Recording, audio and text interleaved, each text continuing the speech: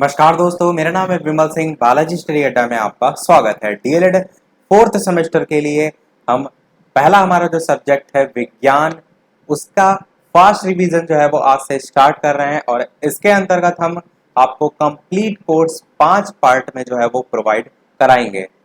आज हम देखेंगे इसका पार्ट नंबर जो है वो 1 और वीडियो हम देखते हैं डेली शाम 8 बजे लाइव। तो सभी लोग लाइव आकर ज़्यादा से ज़्यादा लोग जुड़िए और जो ये सेशन है उसको और ज़्यादा जो है वो इंटरेस्टिंग बनाइए और साथ ही साथ जो सारी चीज़ें आपके कोर्स में उसको रिवाइज करते चलिए। और इससे पहले की क्लासेस आपको देखनी है जिसमें मैथ का हम कंप्लीट कोर्स और इंग्लिश का ऑलरेडी करा चुके हैं। वीडियो के डिस्क्रिप्शन और प्लेलिस्ट दोनों जगह आपको लिंक जो है वो मिल जाएगी। तो चलिए शुरू करते हैं। तो सबसे पहला आपका जो चैप्टर है वो है आपका जैव विकास। जैव विकास से शुरू करते हैं। सबसे पहले ये समझिए कि जैव विकास आखिर होता क्या है। सारी चीज़ों को एकदम आपको अपने दिमाग में शॉर्ट में रखना है, वेरी शॉर्ट में रखना है कि आपको सारी चीज़ें आती हों। जैव विकास के संबंध में आप क्या कहेंगे कि प्रारंभिक निम्न कोटि, प्रारंभिक निम्न कोटि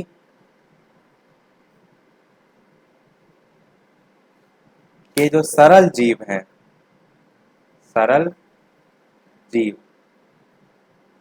ये जो है वो समय के साथ, किसके साथ, समय के साथ इनमें क्रमिक परिवर्तन होता गया। क्रमिक परिवर्तन। और क्या हुआ इससे फर्क, ये जो जीव हैं वो और ज्यादा अधिक विकसित होते गए और अधिक जटिल होते गए। तो ये जो जटिल जीव हैं इनकी उत्पत्ति को ही हम जैव विकास के नाम से जानते हैं। पूरी डेफिनेशन को एक बार फिर से बताता हूँ कि प्रारंभिक निम्न कोटि के सरल जीव जब समय के साथ, किसके साथ, समय के साथ धीरे धीरे उनमें क्रमिक परिवर्तन होता गया और धीरे धीरे वो विकसित हो गए और उनमें जटिल परिवर्तन हुए और जटिल जीवों की उत्पत्ति हुई। तो वो जो उत्पत्ति हुई उसी को जैव विकास कहते हैं। डेफिनेशन आपको याद रहेगी।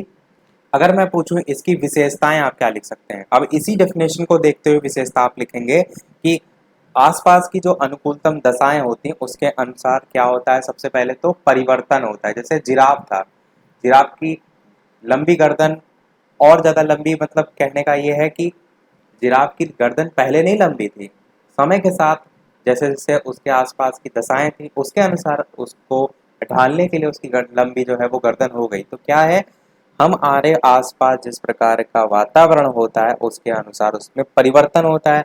तो अनुकूल परिवर्तन होते हैं। ये आपका जैव विकास के संबंध में भी आता है और इन्हीं परिवर्तनों के फलस्वरूप नए जीव बनते हैं। मानव में ही देख लीजिए, तो पहले पूंछ होती थी, फिर धीरे धीरे धीरे धीरे पहले बंदर की तरह जो है वो झुक कर चलता था, फिर धीरे धीरे धीरे उसमें परिवर्तन हुआ। तो आप लिख सकते हैं। मैं कम पॉइंट ही बताऊंगा जिसको आपको एकदम दिमाग में बैठा के रखना है। दूसरा पॉइंट मैं इसमें ये बता रहा हूँ कि जो भी परिवर्तन होते हैं क्या 10 दिन में हो जाते हैं, महीना में हो जाते हैं, साल में हो जाते हैं, नहीं, हजारों लाखों सालों में होते हैं। यानी कि बहुत लंबे समय के परिवर्तन होते हैं। तो इसको आप विशेषता के तौर पर जैव विकास की कैसे लिख सकते हैं कि नए जीव और जो नई जातियां हैं उनकी उत्पत्ति जटिल और धीमी प्रक्रिया है जो कि हजारों वर्षों में पूरी होती है। हो गई इसकी विशेषता। तो 2 पॉइंट ही मैं यहाँ पर बता रहा हूँ, बाकी आप अपने आप से कुछ चीजें समझकर कुछ चीजें अपने अनुसार जो है वो लिख सकते हैं। अब बात करते हैं जो जैव विकास है इसके सिद्धांत की। जैव विकास के टोटल 4 सिद्धांत हैं। नाम आपको सभी एकदम रटे होने चाहिए। सबसे पहला सिद्धांत है आपका लैमार्कवाद। सबसे पहला सिद्धांत है लैमार्कवाद। ये सब सिद्धांत किसके हैं, तो ये जो है वो अभी जो हमने जैव विकास की बात की उसी के सिद्धांत हैं। तो लैमार्कवाद की सबसे पहले अगर बात करें तो फ्रांसीसी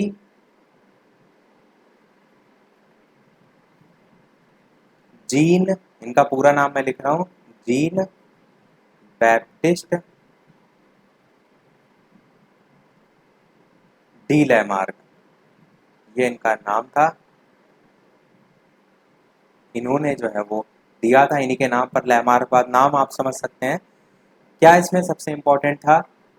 तो एक लाइन में याद रखिए केवल और केवल इतना इसमें कि अंगों की उपयोगिता के आधार पर अंगों का विकास होता है। अंगों की उपयोगिता, जैसे आप सभी को मालूम है कि लैमार्कवाद का जो उपयोग या प्रयोग कह सकते हैं था, वो जिराफ पर था। अब उसकी लंबी गर्दन था, उसका वो ज़्यादा यूज़ करता था ऊंचाई पर पत्ती खाने के लिए, तो उसी के उपयोगिता के आधार पर उस अंग जो है उसकी उपयोगिता के आधार पर उसका और विकास होता चला गया और आगे आने वाली जो पीढ़ी हुई उसमें लंबी गर्दन हुई। तो ये लैमार्कवाद ने बताया था। अब इसी से संबंधित एक बहुत ही फेमस बुक है जिसका नाम है फिलॉसफी जूलॉजिक। मैं शॉर्ट में लिख रहा हूँ ताकि अगर मैं ज़्यादा लिखूंगा तो वीडियो बहुत ज़्यादा लेंदी हो जाएगा, तो शॉर्ट में आप सुनते चलिए, दिमाग में बैठाते चलिए।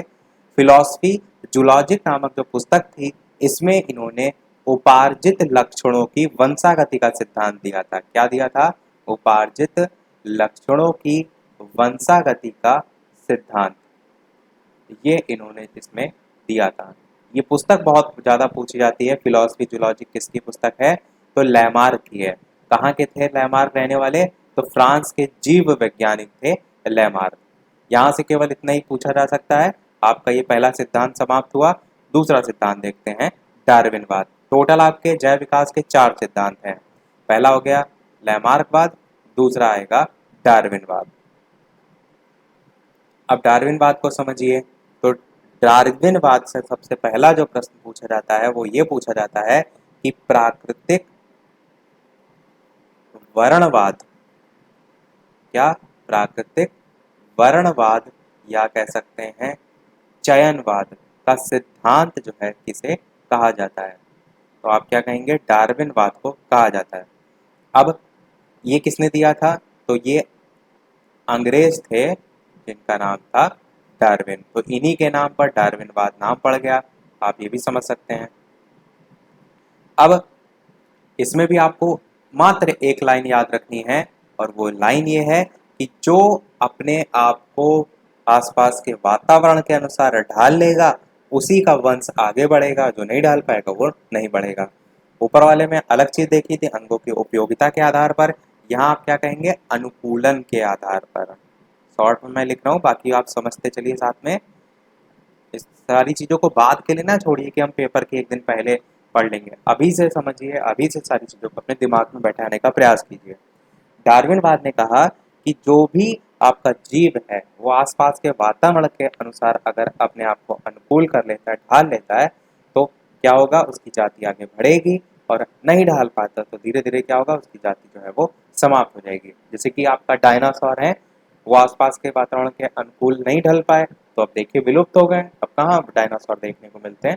तो उस चीज़ से आप समझ सकते हैं। इनकी भी एक पुस्तक थी जिसका नाम था प्राकृतिक वर्ण द्वारा जातियों का उद्भव। ये इनकी पुस्तक थी। प्राकृतिक वर्ण यहाँ पर आ रहा है, नाम ही प्राकृतिक वर्णवाद है डार्विनवाद का, तो उससे भी आप तुरंत पहचान लेंगे। पर पुस्तक इनकी थी, ये जरूर पता होना चाहिए। फिलॉसफी जो ऊपर वाली मैंने बताई थी फिलॉसफी जूलॉजिक, वो तो एकदम दिमाग में रखिएगा क्योंकि आपसे प्रीवियस ईयर में भी यहाँ से प्रश्न पूछा जा गया है।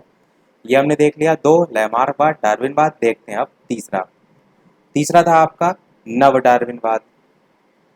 इसमें समझिए क्या था? नव डार्विनवाद में आपका जो अभी हमने डार्विनवाद देखा, इसमें कुछ और सिद्धांत जो है उनको ऐड कर दिया गया। जैसे होता नहीं है, पहले राष्ट्रीय शिक्षा नीति आई, फिर उसमें क्या किया गया? कुछ संशोधन करके संशोधित राष्ट्रीय शिक्षा नीति आई। वही चीज आप इसमें भी कह सकते हैं। अब इन्होंने क्या बताया? तो इन्होंने जीन्स के साथ जोड़कर बताया कि जीन परिवर्तन जो है वो उत्तरदायी होता है किसी भी जीव की उत्पत्ति के संबंध में। तो जीन परिवर्तन को जोड़कर इन्होंने बताया कि नई जातियों की उत्पत्ति पुरानी जातियों के जीन्स में परिवर्तन से होती है। नई, मैं यहाँ पर थोड़ा सा शॉर्ट में लिख भी देता हूँ, न्यू ओल्ड, नई जातियों की उत्पत्ति पुरानी जो जातियां हैं उसमें जीन्स परिवर्तन जो है उससे जो है वो होती है। जीन्स परिवर्तन से जो है वो होती है। तो इसमें आप समझ जाएंगे। और आपका क्या प्रश्न पूछा जाता है, जो नव डार्विनवाद है ये नाम किसने दिया? तो जूलियन हक्सले जो है इन्होंने ये नाम दिया था। नाम इनका ध्यान रखिएगा। बहुविकल्पी में आपसे यहाँ से प्रश्न जो है वो पूछे जाने के पूरे चांसेस बन सकते हैं। नव डार्विनवाद जूलियन हक्सले ने नाम दिया था। अब देखते हैं चौथा हमारा, जिसका नाम है उत्परिवर्तनवाद। ये सीरियल भी ध्यान अवश्य रखिएगा, क्योंकि जरूरी नहीं है आपसे प्रश्न लघु उत्तरीय प्रश्न में ही पूछा जाए। हो सकता हो कि आपसे ये प्रश्न अति लघु में पूछ लिया जाए तो आपको केवल और केवल नाम लिखने पड़ेंगे। तो उत्परिवर्तनवाद सबसे पहले तो किसने दिया था? तो हॉलैंड के थे जीव वैज्ञानिक, जिनका नाम क्या था? Hugo de Vries. क्या नाम था इनका? Hugo de Vries. ये चारों के नाम तो आपको एकदम दिमाग में रखने हैं कि किसने कौन सा दिया था, क्या नाम दिया था, इस टाइप से। तो उत्परिवर्तनवाद में अब आपको क्या याद रखना है? तो केवल और केवल एक पॉइंट याद रखना है कि नई जाति जो है वो जनक पौधों, यानी कि जिससे वो उत्पन्न हुई है, उससे वो काफी भिन्न है। और इन्होंने जो ये बताया, वो इन्होंने अपना जो प्रयोग किया था वो किया था इवनिंग प्रिमरोज के पौधे पर। Evening primrose, PRIMROSE। तो इन्होंने जो है इस नामक पौधे जो है उसकी दो स्पष्ट किस्में देखी थी, जिसमें इन्होंने तने की लंबाई, पत्तियों की आकृति, पुष्पों की आकृति और रंग में अलग अलग विभिन्नताएं जो है वो देखी थी। तो इन्होंने इस पौधे की शुद्ध नस्ल की 7 प्रकार की जातियां प्राप्त की थी, और इन्हें जो प्राथमिक जातियां हैं वो इन्होंने नाम दिया था। तो जातीय लक्षणों में जो होने वाले आकस्मिक वंशागत परिवर्तन थे, उनको ही डी ब्रीज जो है इन्होंने उत्परिवर्तनवाद का नाम जो है वो दिया था। और 1901 में इन्होंने इसी संबंध में एक उत्परिवर्तन सिद्धांत जो है वो प्रस्तुत किया था, जो कि यहाँ पर लिखा हुआ है।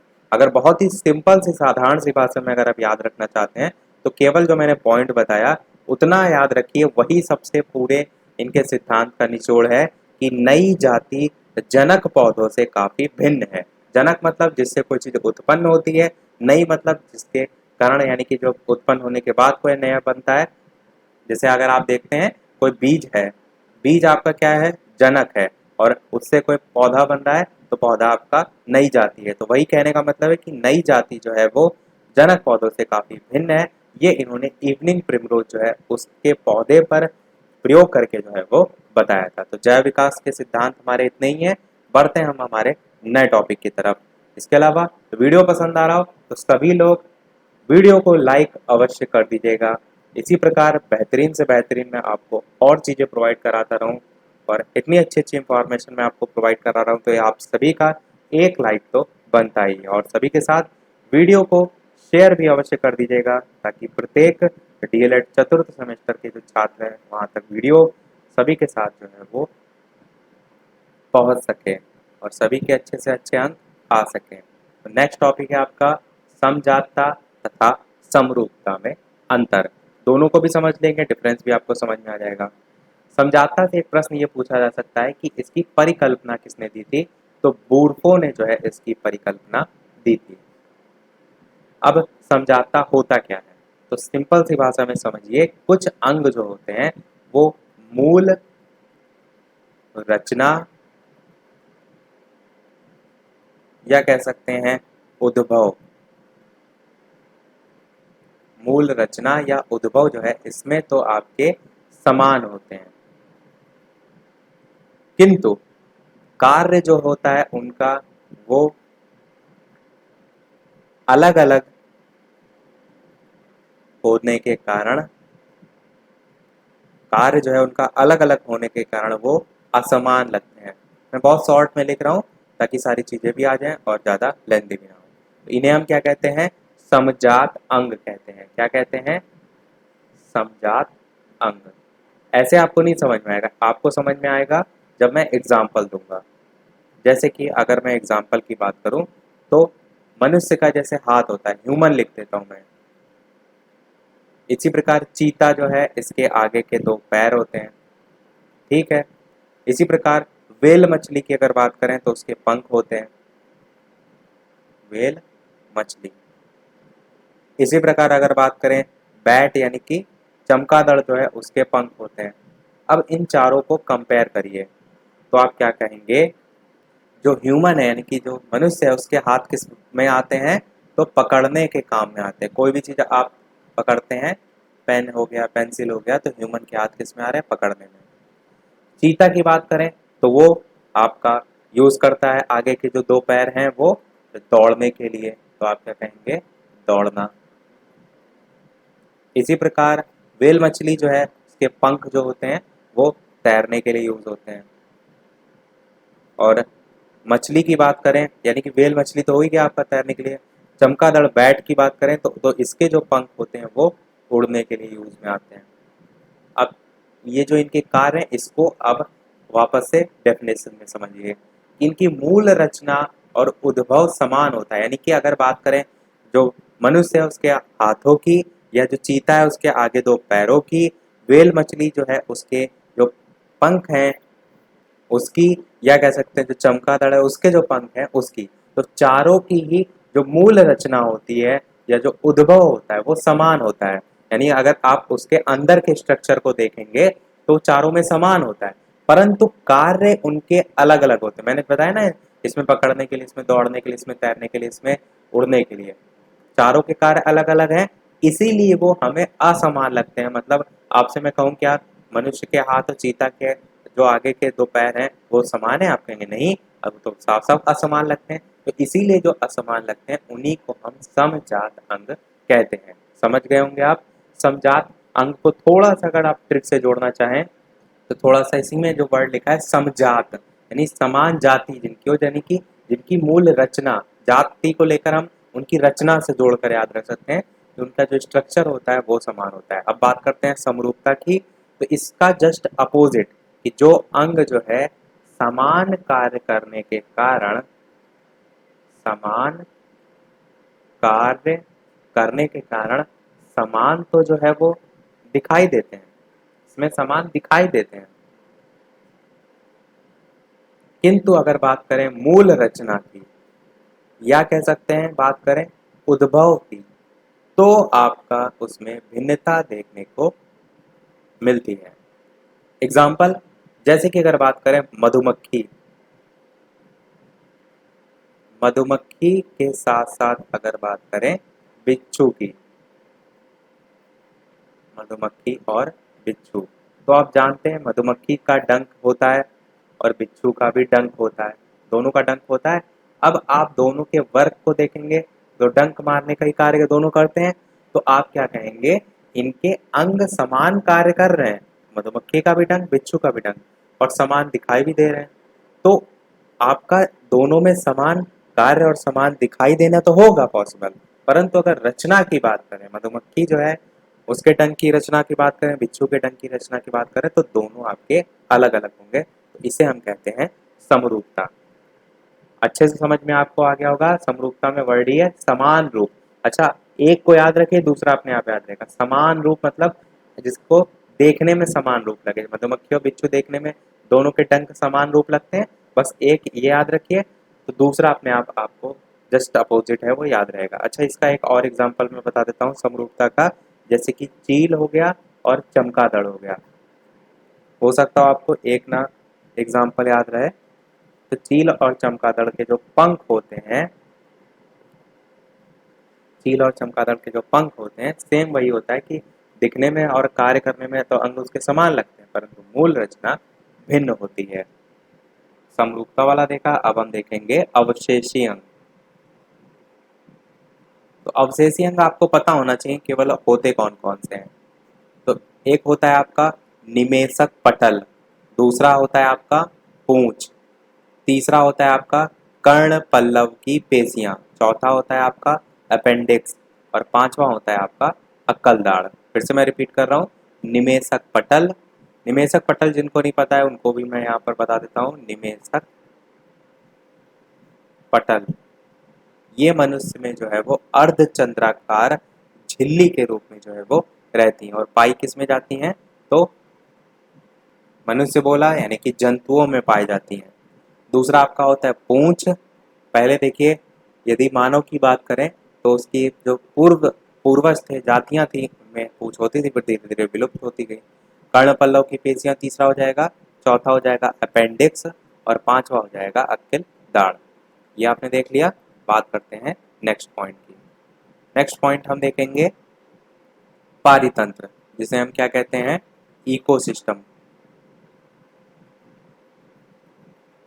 Eco system.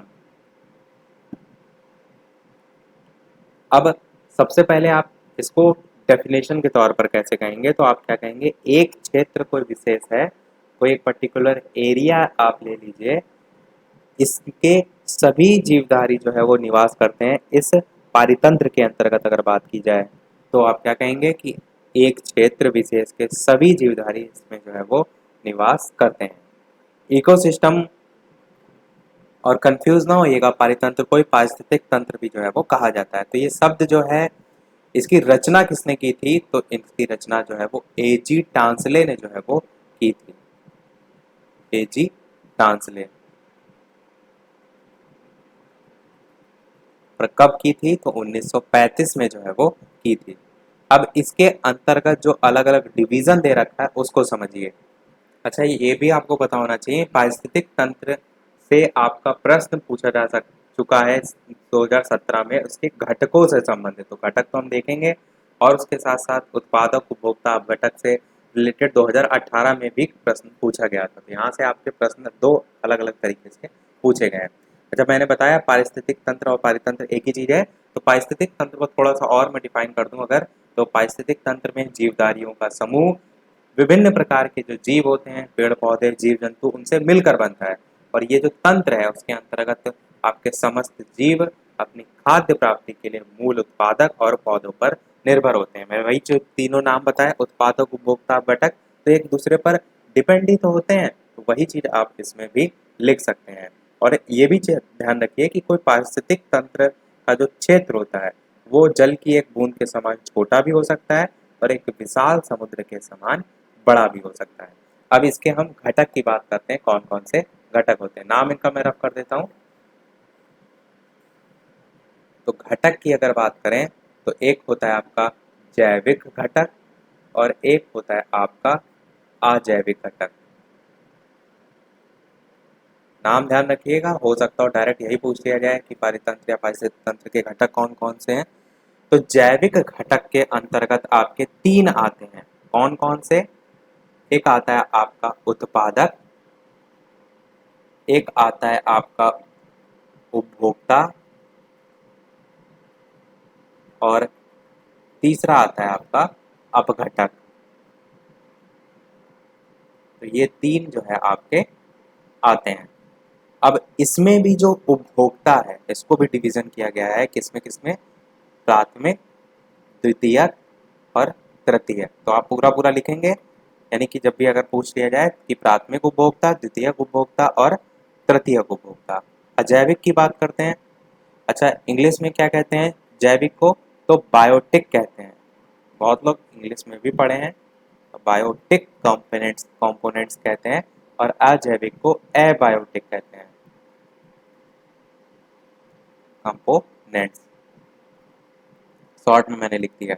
अब अजैविक घटक के अगर अंदर डिवीजन बात करें तो मुख्यतः जो है वो तीन भागों में बांटा गया है। कौन कौन से भाग हैं? पहला है आपका अकार्बनिक तत्व, दूसरा है आपका कार्बनिक तत्व, और तीसरा है आपका जलवायु।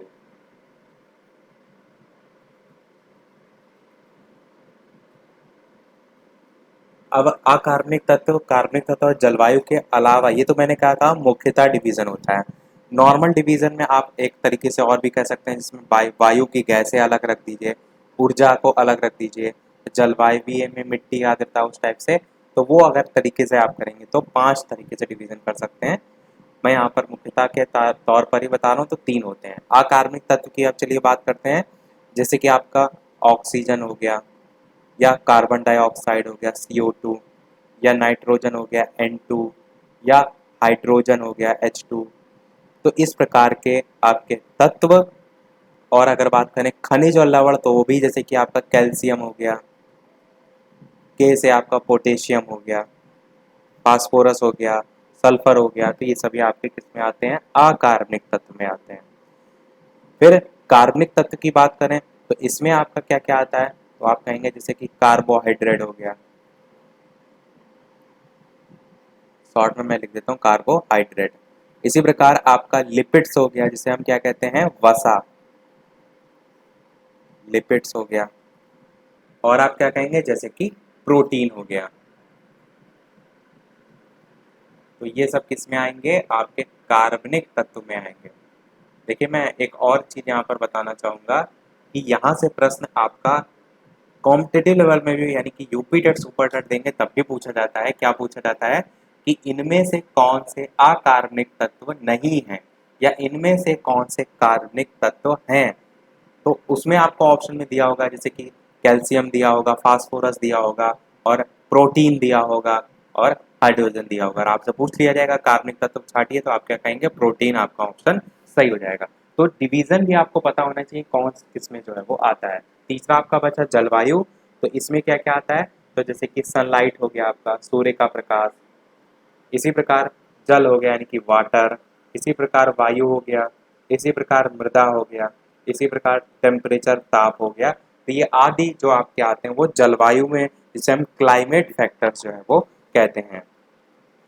जो आपका अकार्बनिक तत्व हैं इन्हें हम कहते हैं इनऑर्गेनिक एलिमेंट्स।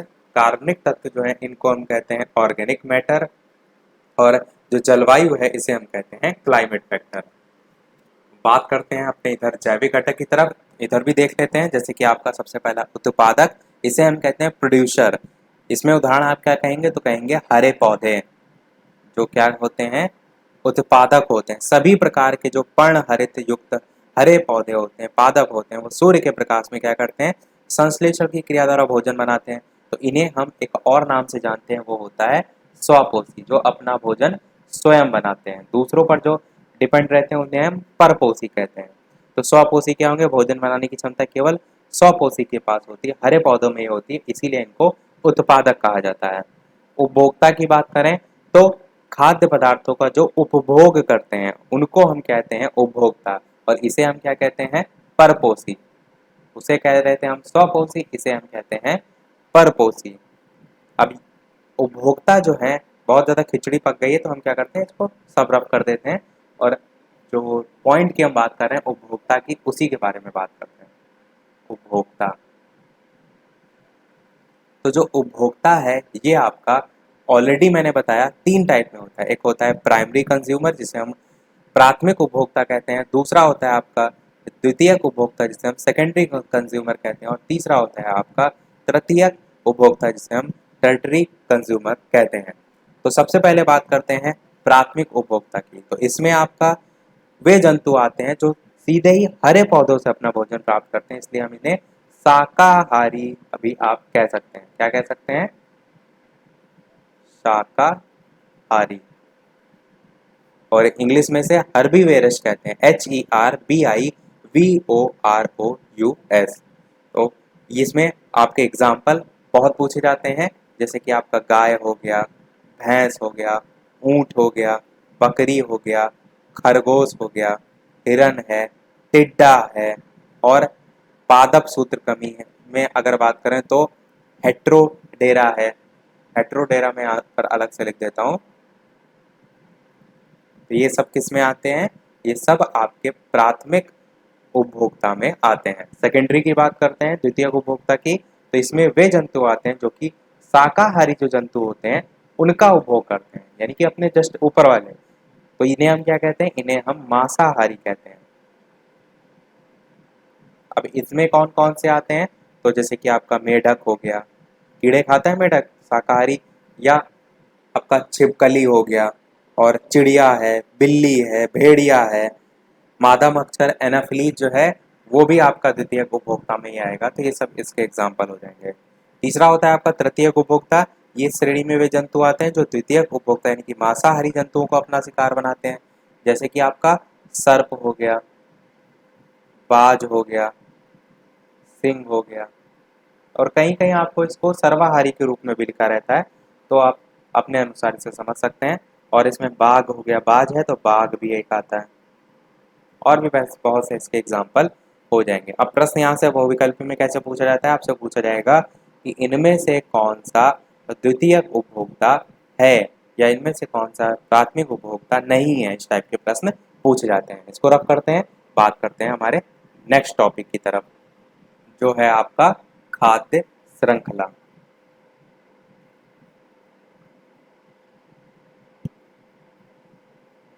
अब वीडियो की क्लास थोड़ा सा लंबी हो सकती है, तो सभी लोग अपना खाना वाना खा के बैठा करिए, ताकि आपके अंदर एनर्जी रहे और ज़्यादा मन लगाकर आप पढ़ते रहें। तो बात करते हैं खाद्य श्रृंखला की। तो जीवों की श्रृंखला, इसमें आप क्या कहेंगे, जीवों की श्रृंखला जो भोजन के आधार पर एक दूसरे से संबंधित होती है। जैसे कि जीवों की श्रृंखला मैं यहाँ पर लिख भी देता हूँ, जीवों की श्रृंखला जो कि आप कहेंगे एक भोजन के आधार पर एक दूसरे से संबंधित होती है, उसे हम कहते हैं खाद्य श्रृंखला। इसकी खासियत क्या आप कहेंगे, इसमें संख्या जो है वो निश्चित होती है।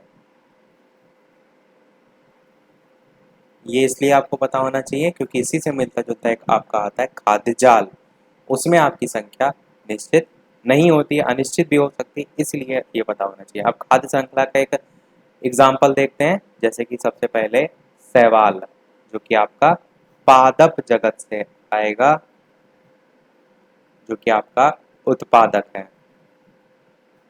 फिर आपका यहाँ से आएगा लघु जंतु, फिर आपका आएगा आगे छोटी मछली। कहने का मतलब क्या है कि ये एक दूसरे की खाद्य श्रृंखला से जुड़े हुए हैं, यानी कि जो शैवाल है उसको लघु जंतु खाता है, लघु जंतु जो है उसको छोटी मछली खाती है, छोटी मछली को कौन खाता है, बड़ी मछली खाती है, और फिर बड़ी मछली को कौन खाता है, तो आप कहेंगे वृहत मछली खाती है। तो इस प्रकार से आप जो है क्रम ये दर्शा सकते हैं खाद्य श्रृंखला का। खाद्य श्रृंखला देख लिया हमने, देखते हैं अब खाद्य जाल। खाद्य जाल भी आपका प्रीवियस ईयर में पूछा जा चुका है। तो खाद्य जाल को मैंने सबसे पहले ही पॉइंट बता दिया कि इसमें जो संख्या होती है वो अनिश्चित भी हो सकती है। जैसे अभी हमने देखा कि वहां तक आपका गया वृहत तक, तो वहां पर संख्या निश्चित थी, यहाँ पर संख्या अनिश्चित भी हो सकती है। हो सकती है इसलिए लिख रहा हूँ कि ऐसा नहीं कि सब में ही पॉसिबल हो, पर हो सकती है। अब इसको आप कैसे डिफाइन करेंगे, तो आप क्या कहेंगे कि विभिन्न जो खाद्य श्रृंखलाएं होती हैं, अभी जो हमने पढ़ा खाद्य श्रृंखला, तो अगर एक खाद्य श्रृंखला की ना बात की जाए, विभिन्न खाद्य श्रृंखलाओं की अगर बात की जाए,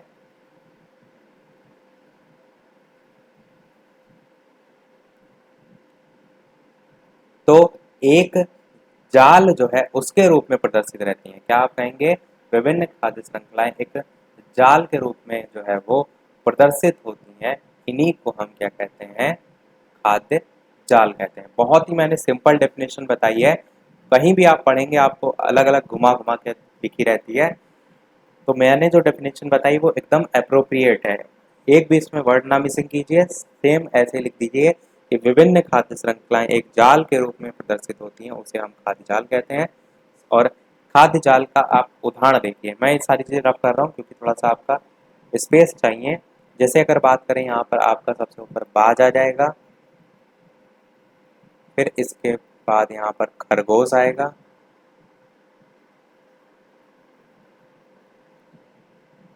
फिर आपका यहाँ पर सर्प आएगा, फिर आपका मेढक आएगा,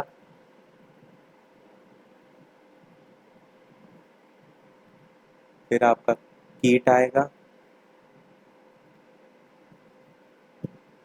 फिर आपका पौधे आएगा, और फिर ये आपको खरगोश से जुड़ जाएगा। ये इस तरफ एरो बनेगा, ये वाला एरो इस तरफ बनेगा, और मेढक वाला इस तरह बनेगा, और ये सर्प वाला ये भी इस तरफ ही बनेगा, और बीच में आपका चूहा, जो कि आपका नीचे से ऊपर की ओर इसमें और से इसमें, और चूहा से सर्प की ओर भी बनेगा। अब देखिए यहाँ पर कैसे सारी चीजें जुड़ी हुई हैं। खाद्य श्रृंखला मैंने आपको बता दी थी। अब देखिए यहाँ पर जो कीट हैं वो पौधे खाते हैं, फिर कीट को मेढक खाता है, मेढक को सांप खाता है, सांप को बाज खाता है। इसी प्रकार आप यहाँ पर बीच में सेंटर में देखेंगे चूही लग गया, लिख गया चूहा। तो इसमें आप सेंटर में देखेंगे तो जो पौधे हैं उनको चूहा खाता है, और चूहा जो है उसको बाज खाता है। इसी प्रकार अगर आप खरगोश के संदर्भ में देखेंगे तो खरगोश जो है, तो यहाँ से आपकी जो खाद्य श्रृंखला है वो अपोजिट नहीं जाएगी। कहने का ओवरऑल इतना से केवल मतलब है यहाँ पर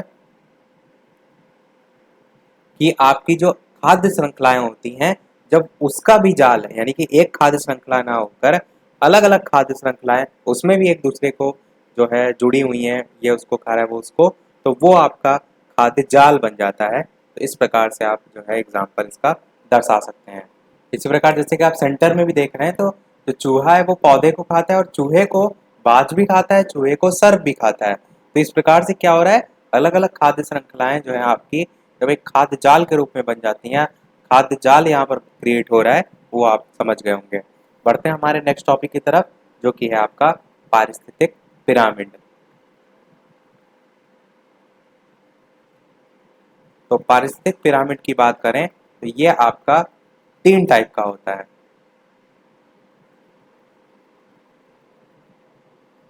कौन कौन सा? तो पहला आपका होता है जीव संख्या का पिरामिड, दूसरा आपका होता है जीव भार का पिरामिड, और तीसरा आपका होता है ऊर्जा का पिरामिड। नाम ध्यान रखिएगा, इंपॉर्टेंट है आपके लिए कि कौन कौन से होते हैं। तो जीव संख्या के पिरामिड की अगर बात करें तो इसमें एक लाइन में याद रखिए कि संख्याओं, मूल उत्पादक, प्राथमिक, द्वितीयक, तृतीयक उपभोक्ता की जो संख्या होती है, क्या होती है, उनकी संख्या होती है। जीव संख्या से भी आप याद रख सकते हैं, उनका संबंध प्रदर्शित करने वाला जो है वो जीव संख्या का पिरामिड होता है। जैसे कि अगर बात करें इसके एग्जाम्पल की, तो जैसे कि आपका फसल हो गया, फिर उससे आपका कीट हो जाएगा, फिर उससे आपका मेढक हो जाएगा, फिर उसी से आपका सांप हो जाएगा, और इसी प्रकार उससे बाज हो जाएगा। मैंने अभी सारी चीजें बताई भी आपको कि कैसे फसल को कीट खाते हैं, कीट को मेढक खाते हैं, मेढक जो है उसको सांप खाते हैं, और सांप को बाज खाते हैं। पर अगर जब संख्या की बात की जाती है तो वहां पर हम संख्या को गिनते हैं। जैसे फसल की संख्या बहुत ज्यादा होती है पूरे खेत में, उससे कम संख्या कीटों की होती है, कीटों से कम मेढक की, मेढक से सांप, उससे सांप से और कम बाज की। अब इसके अंतर्गत जीव संख्या जो है उसका पिरामिड के अंतर्गत कौन कौन से पिरामिड या कौन कौन से तंत्र आते हैं वो आपको पता होना चाहिए। तो इसमें 2 आते हैं, एक आता है आपका घास मैदान का पारिस्थितिक तंत्र, और दूसरा होता है आपका फसल का पारिस्थितिक तंत्र। फसल का जैसे मैंने आपको बता ही दिया। इसके अलावा यहाँ से ये प्रश्न पूछा जाता है कि किसका पिरामिड उल्टा बनता है। तो अगर जीव संख्या में बात करें तो जो वन है उनके पारिस्थितिक तंत्र का पिरामिड उल्टा बनता है। किसका? वन। वन के पारिस्थितिक तंत्र का पिरामिड उल्टा बनता है जीव संख्या में। अब कैसे उल्टा बनता है उसको भी समझिए। हम क्या करेंगे, उल्टा त्रिभुज बना देंगे।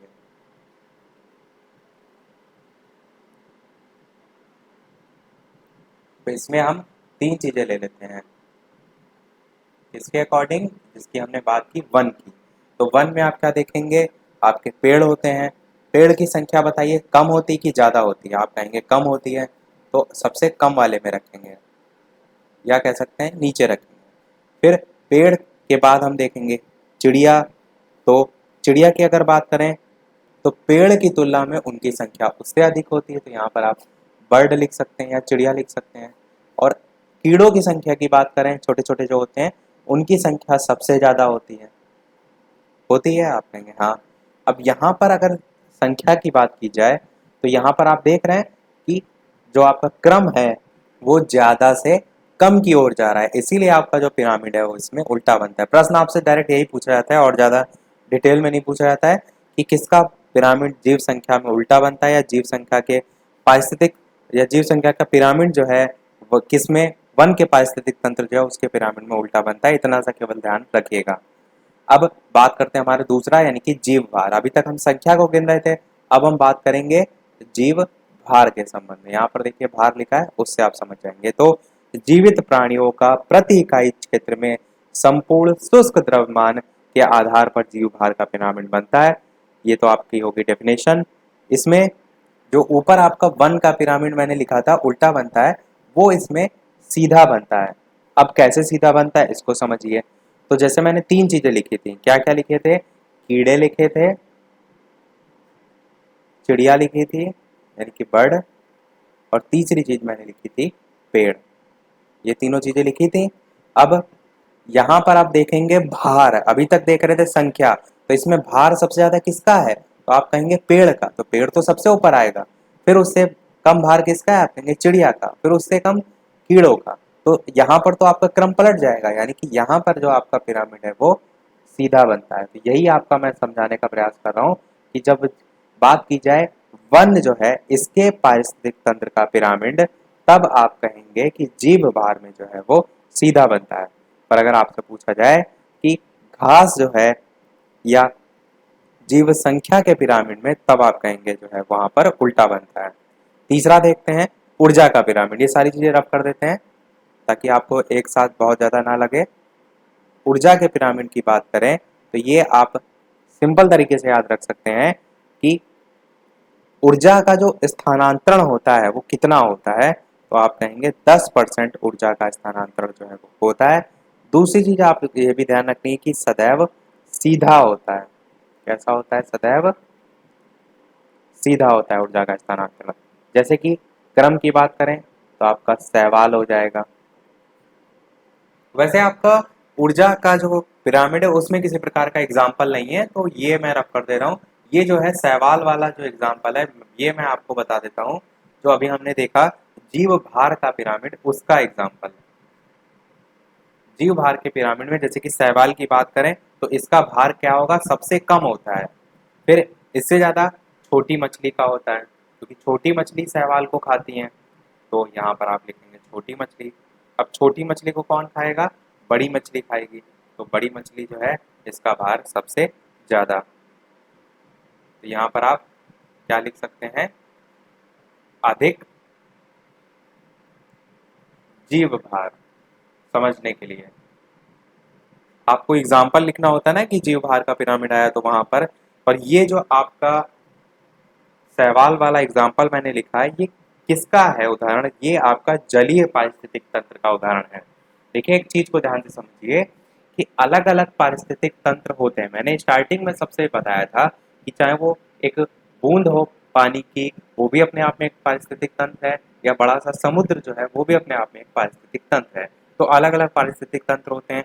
जैसे वन का पारिस्थितिक तंत्र सबसे पहले मैंने बताया जीव संख्या में उल्टा होता है। फिर जलीय पारिस्थितिक तंत्र जो मैंने अभी आपको बताया कि शैवाल, छोटी मछली, बड़ी मछली। इसी प्रकार पहले वाले में ही मैंने घास मैदान का पारिस्थितिक तंत्र बताया था। फसल का पारिस्थितिक तंत्र बताया था जिसमें आप फसल कीट खा रहे थे, कीट को मेढक खा रहे थे, मेढक को सांप, सांप को बाज। तो इस प्रकार से सारी चीजें एक दूसरे से इंटरलिंक है। आई होप सारी चीजें इसमें समझ गए होंगे जो पारिस्थितिक पिरामिड से आपसे प्रश्न पूछा जा सकता है। अब बात करते हैं हमारे अपने अगले और लास्ट जो है वो पॉइंट की तरफ, जो है धातु और अयस्क से संबंधित है। इस टॉपिक को हम देखेंगे, उसके बाद हम क्या करेंगे बाकी चीजें फिर नेक्स्ट वाले पार्ट में देखेंगे, क्योंकि टोटल 5 पार्ट में हमें कोर्स जो है वो कंप्लीट करना है। वीडियो अभी तक आपने लाइक ना किया हो तो सभी लोग वीडियो को ज़्यादा से ज़्यादा लाइक कर दीजिएगा। आपके एक लाइक से मुझे भी मोटिवेशन मिलता रहे कि मैं इसी प्रकार आपके लिए जुटा रहा हूँ।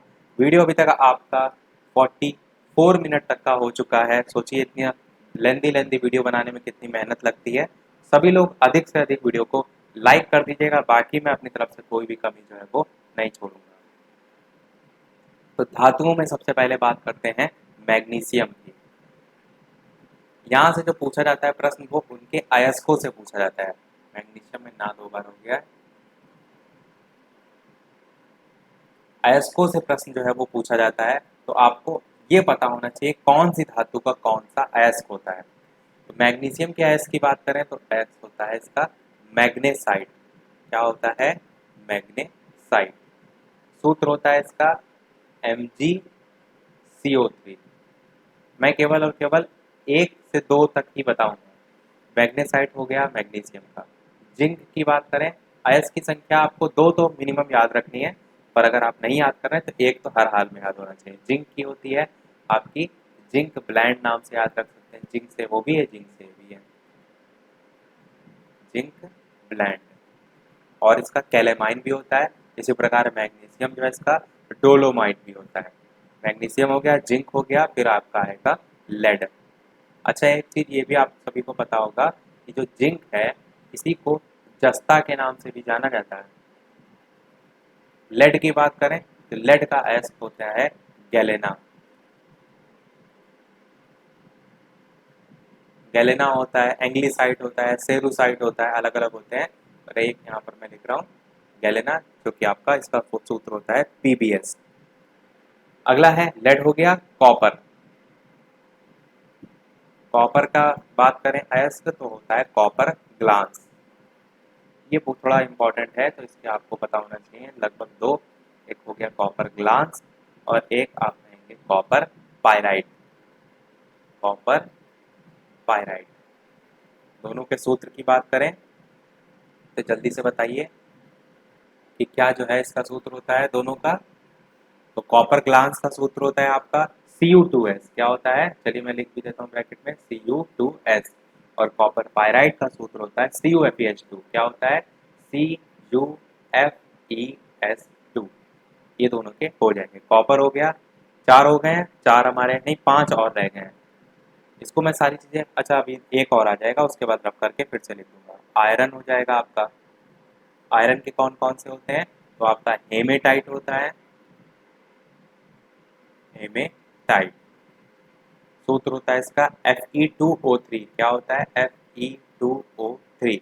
हेमेटाइट के अलावा और होता है आयरन पायराइट होता है, मैग्नेटाइट होता है, सिडेराइट होता है। इतने काफ़ी हैं। अब बात करते हैं एल्यूमिनियम की। इसका सारी चीज़ों को रख कर देता हूँ। चार आपके और रह गए हैं, उनको और देख लेते हैं कौन कौन सा। एक होता है आपका एल्यूमिनियम, एक होता है आपका सिल्वर जिसे हम कहते हैं चांदी, एक होता है आपका कैल्शियम, और लास्ट आपका एक और है सोडियम। लास्ट में एक प्रश्न हम आपसे भी पूछेंगे इन सभी को देखने के बाद। तो एल्यूमिनियम का आपका बहुत पूछा जाता है, आपको एकदम दिमाग में रखना है। बॉक्साइट जो है इसका होता है, प्रीवियस ईयर उठा के देख लीजिए, वहां पर पूछा भी गया है। सूत्र इसका होता है Al2O3.2H2O। और भी इसके होते हैं बॉक्साइट के अलावा, क्रायोलाइट होता है, डायस्पार होता है, कोरंडम होता है। ये सभी एल्यूमिनियम के जो है वो अयस्क होते हैं। मैं जो बोल के एक एक बता रहा हूँ उनको एक एक अलग से याद कर लीजिएगा। लिख मैं एक ही रहा हूँ केवल। सिल्वर का आपका अर्जेंटाइट होता है। अब थोड़ा सा अगर ट्रिक से भी जोड़िए, अपने आप से ट्रिक बनाइए, तो आपको और ज़्यादा आसानी से याद होगा। जैसे कि आप यही देखिए, सिल्वर का अर्जेंटाइट होता है, तो अर्जेंट में ही तो आप सिल्वर की कोई चीज़ या सोने की चीज़ बनवाते हैं जाके। ऐसा भी थोड़ा सा जोड़ के याद रखिए। Ag2S आपका सूत्र हो जाएगा। और सिल्वर टाइट जो है, यानी कि जो सिल्वर है इसका और होता है एजूराइट। सिल्वर जो है इसका एक और अयस्क होता है एजूराइट। कैल्शियम की बात करें तो इसका तो आप सभी को पता होगा, जिप्सम होता है। पीओपी आपका इसी से बनती है, CaSO4.2H2O। ये इसका सूत्र होता है। सोडियम का लास्ट हमारा क्या होता है? Sodium chloride. सोडियम क्लोराइड या सोडियम नाइट्राइड भी आपका इसी में आ जाएगा, या सोडियम कार्बोनेट भी इसके एस में आ जाएगा। तो ये सभी हमारे होते हैं। तो सभी जितने भी मैंने बताए हैं इनको एकदम रट लीजिएगा। प्रश्न आपसे यहाँ पर प्रीवियस ईयर में पूछे जा चुके हैं, तो पूरे पूरे चांसेस हैं कि फिर से जो है वो पूछे जा सकते हैं। सारी चीज़ों को मैं रब करता हूँ। अब एक प्रश्न आप सभी के लिए, उससे पहले मैं थोड़ी सी चीज़ें अपडेट कर दूं कि जो टाइमिंग है वीडियो लाइव देखने की वो है शाम के 8 बजे और एक सुबह के 11 बजे। चैनल पर नए हो तो सभी लोग चैनल को सब्सक्राइब करके भी अवश्य जोड़ लीजिएगा। वीडियो पसंद आया हो तो वीडियो को सभी लोग लाइक भी अवश्य जो है वो कर दीजिएगा। टेलीग्राम चैनल से नहीं जुड़े हो तो सभी लोग ऐड हो जाइएगा। वीडियो के डिस्क्रिप्शन में आपको लिंक मिल जाएगी, डायरेक्ट भी बालाजी स्टडी डेटा सर्च करके आप जुड़ सकते हैं। तो इस वीडियो का आप प्रश्न देखते हैं। इस वीडियो का आपके लिए प्रश्न है कि जो पीतल एक मिश्र धातु है, ये किससे किससे मिलकर जो है वो बनी होती है। पहला ऑप्शन है लोहा प्लस कार्बन से। दूसरा ऑप्शन है आपका तांबा प्लस जस्ता से। तीसरा ऑप्शन है आपका तांबा प्लस टिन से। और चौथा ऑप्शन है आपका इनमें से कोई नहीं, यानी कि none of these. Option A, B, C या डी में से कौन सा सही होगा। सभी लोग अपना उत्तर वीडियो के मेन कमेंट में बताइएगा। इसको हम जो आंसर यहाँ पर मैंने पूछा है, इसका आंसर हम नेक्स्ट वाले पार्ट जो है वो देंगे। यहाँ से आपका प्रीवियस ईयर में पूछा जा चुका है प्रश्न, तो काफ़ी इंपॉर्टेंट है। मिश्र धातुएं, तो हम इनको अच्छे से देखेंगे। तो इसी के साथ हमारे आज का वीडियो समाप्त होता है। आज के वीडियो में इतना ही। वीडियो पसंद आया हो तो लाइक अवश्य कीजिएगा, चैनल पर नए हो तो फिर सब्सक्राइब जरूर कीजिएगा। चलिए मिलते हैं अगले वीडियो में नए टॉपिक के साथ। तब तक के लिए नमस्कार। Thank you for watching.